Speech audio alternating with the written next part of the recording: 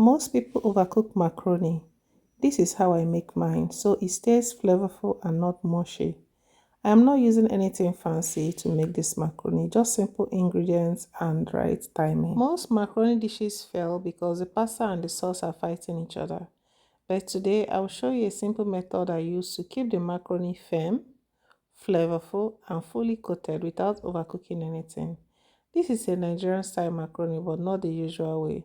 The difference isn't in the ingredients, it's in how everything comes together. First thing I do is pour the macaroni into a boiling water. Don't use cold water, don't use lukewarm water. Make sure it's boiling water. The peppers I normally use for my macaroni sauce is the local bell pepper, which we call tatashe, and shombo or rodo. That is what I use. I don't use tomato for macaroni. These two pepper blend makes all the difference in the sauce. If you've never tried it before, do well to try it. And I chop my peppers, I don't blend them. It's been 5 minutes now because we poured it into the boiling water. It's ready. I'm going to pour it into a colander in the sink and run cold water on it to stop the cooking process.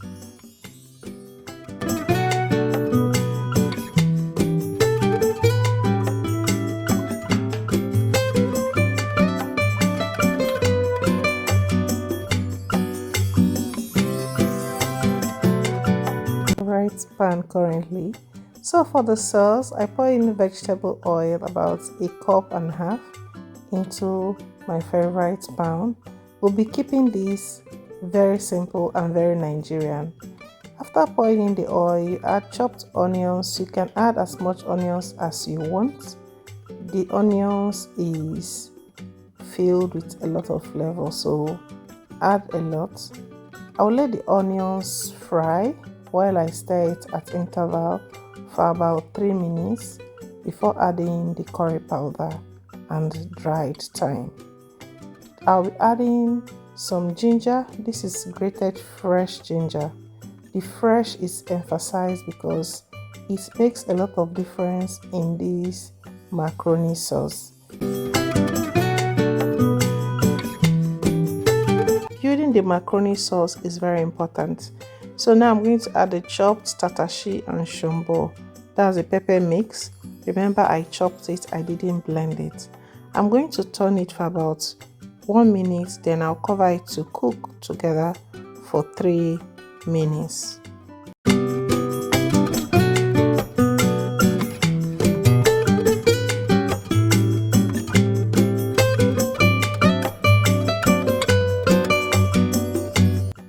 Making a flavorful macaroni base is essentially the most important while making macaroni.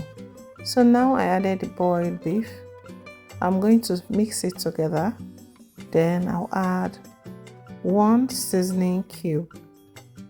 I'll be using broth later for this macaroni base. So because of that, I'll be using just 1 seasoning cube.